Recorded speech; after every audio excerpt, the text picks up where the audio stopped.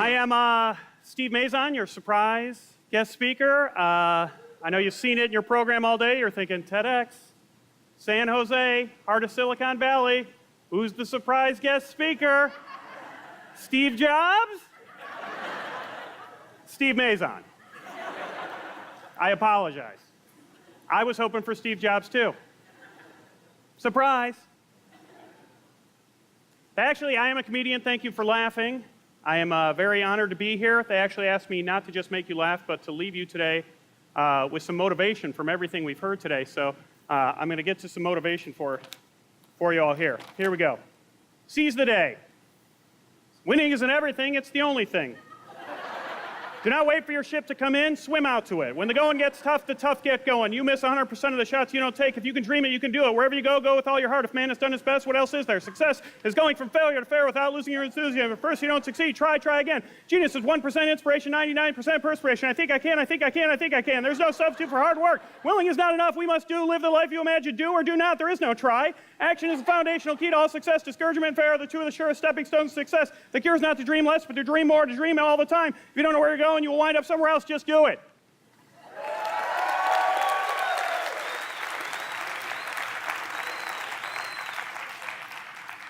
Some pretty motivational quotes from some pretty inspirational people, including Lombardi, Proust, and the little engine that could. I heard those quotes growing up all the time. When I first heard some, I memorized them. Others I wrote down. But not one of them motivated me for more than a day or two. It was a much less inspirational quote that inspired me from a much less famous person. It was a doctor at UCLA. He said, Steve, you've got inoperable tumors all over your liver. Worst case scenario, you have 5 years to live. Okay, maybe not as elegant as Proust, but pretty effective. Okay, bad news. I had cancer. I was dying. But I got more bad news. You are all dying too. Maybe not from cancer, maybe not as rapidly, but unless someone in here is a Highlander, we're all going to die. If you don't get that reference, I suggest that you spend 2 hours of whatever time it is you have left watching some awesome Sean Connery movies from the 80s. Okay, I'm not a doctor at UCLA. I'm not even a doctor at DeVry.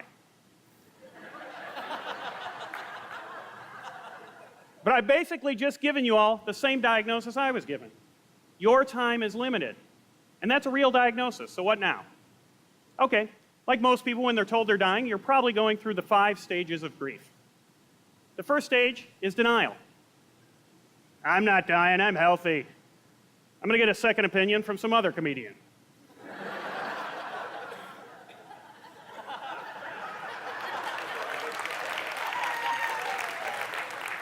Stage 2 is anger. This is a comedian at the end of the day telling me I'm dying? Can't we get that robot from the first session to come back up and tell a few jokes? Stage 3 is bargaining. Okay, we're all dying. Maybe there's a mortuary that offers a Groupon.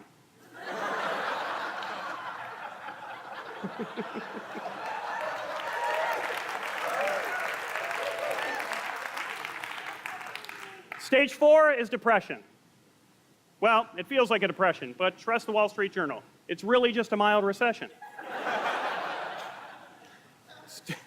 Stage 5, the final stage, is acceptance. Okay, I'm not immortal. Maybe my only hope is to live long enough that Willard Scott will announce my name on my birthday. Well, we can all hope for that. So what now? Well, let me tell you what I did when I was told I might only have 5 years to live. First of all, I got a lot of advice. A lot of friends wanted to help. A friend of my wife told me that maybe this news would give me a whole new perspective, that maybe I should look at cancer as a gift. A gift? Cancer is a gift? Well, she is definitely not the person in the office you want drawing your name at the Secret Santa.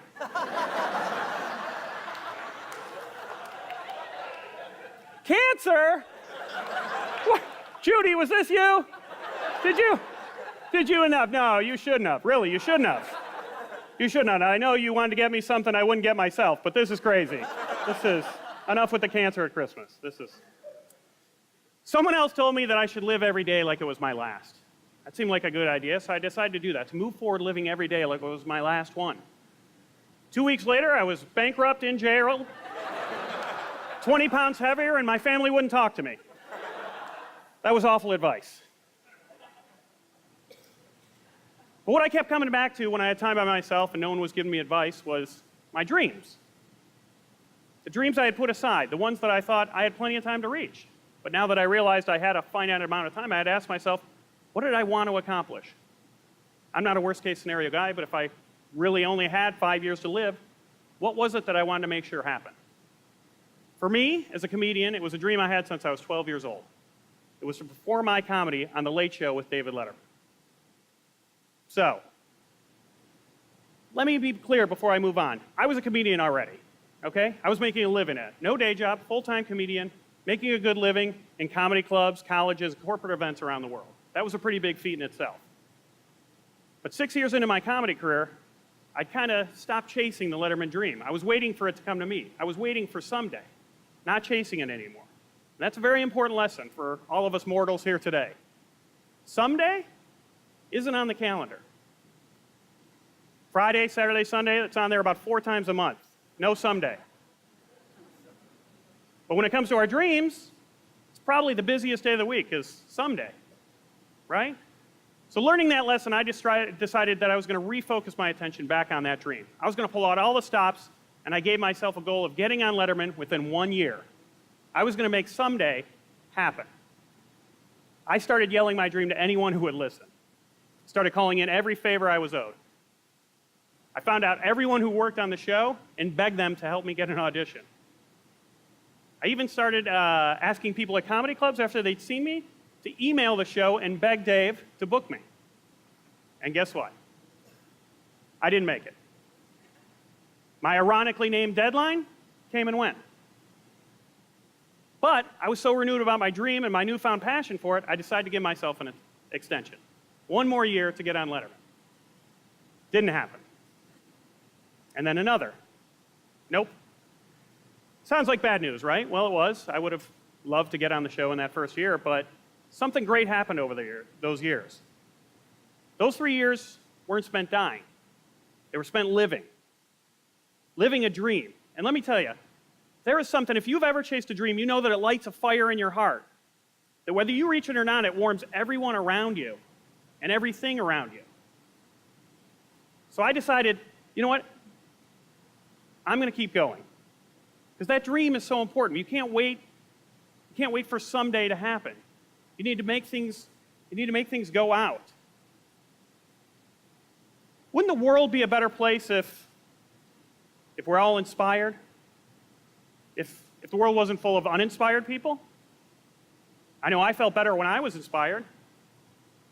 But why do people stop chasing their dreams? I don't think people choose to be uninspired. Jeannie, one of the people helping me with my TEDx experience, actually asked me that. She said, Steve, why do you think people stop chasing their dreams? Everyone wants to achieve them. Why do people leave them behind? That was a tough question to answer. I wanted to give her an honest answer, not some cliche response or a motivational line. So I thought about it for a long time. I knew that cancer had motivated me to pick my dream up again, but why did I stop chasing it in the first place? Why does anyone stop? Well, when the answer came to me, it was hard to swallow, let alone spit out and say aloud, but I told her. We're all taught that life is tough. Life's a bitch. Life is hard. But it's not. It's pretty easy, right? It's pretty easy to skate by and go through life, right? We wake up every day, most of us in the world, with a roof over our heads, a big comfy bed under our butts, fridge full of food. Most of us in the world, especially here in America, never have to worry about starvation or homelessness. We have friends and family that will help us out when those things come. Those are the things that made life dangerous 100 years ago. Now we complain if life isn't convenient. This isn't a statement on modern society. This is a statement about motivation. Life is easy. It's easy to skate by. It doesn't even sound that bad. It's called skating. Skating is fun.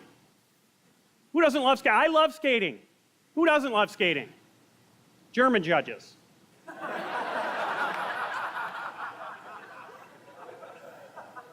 That's who doesn't love skating, but you know what? This time the German judge is right. It's pretty easy to grow up, put your dreams aside, leave your passions behind, take a job that you don't even really mind. Raise some kids who will most likely be inspired to do the exact same thing, go from point A to point B to point C until you end up at point Z, where you pass away and there's a line of people waiting to get up and tell everyone else who knew you what a good life you had. Nothing bad about that, nothing wrong with that, but nothing great about it. Nothing inspiring about that. The awful truth is that life is easy. Living, truly living, chasing a dream and truly living is hard. Living is a bitch. Living is tough, especially when you switch it and you ask yourself, what am I dying to do? What is it that puts that fire in my heart? Answering that question isn't the end, though.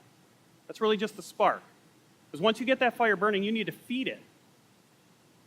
You need to keep reminding yourself of putting new coals in there and reminding yourself every day about that goal. Because we've all taken up a hobby or a goal or a workout that we stop for just a couple days and then we never pick it up again.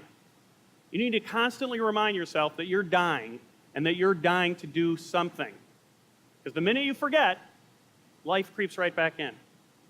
And life is easy. I have a friend named Joke. As in, tell me a joke. I think as a comedian, we were destined to be friends.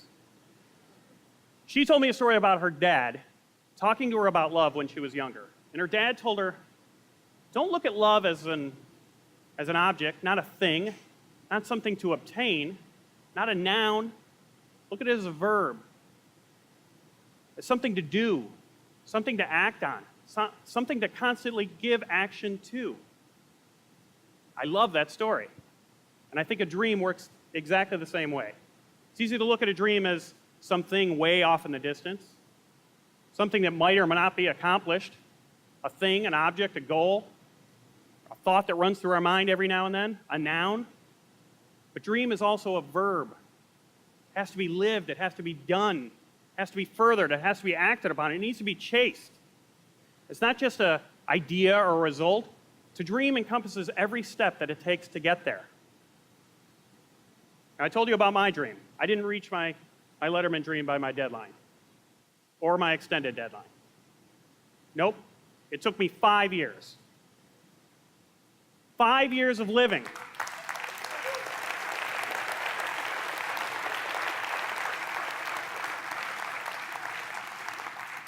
Five years of living for that dream. And I was very lucky. My tumors during that time, they didn't grow. I stayed healthy. But I had that wake-up call, and I'm giving you all the same wake-up call. We're all dying. But if you're not chasing your dream, you're already dead. One more thing. 2 weeks ago, right here in San Jose at the CineQuest Film Festival, we premiered a movie about my journey. It was called Dying to Do Letterman. It ended up winning the Audience Award and the Jury Award for Best Documentary at the festival.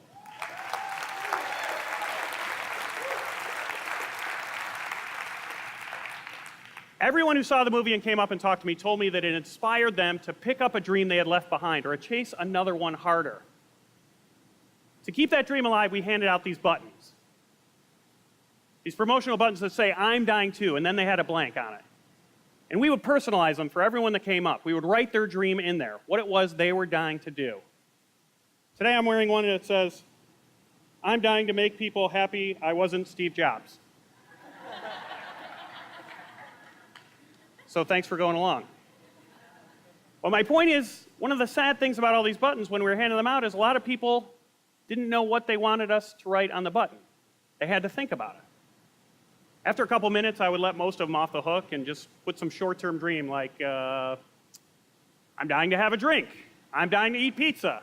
I'm dying to get some more sex. Apparently, San Jose has a lot of horny, hungry people.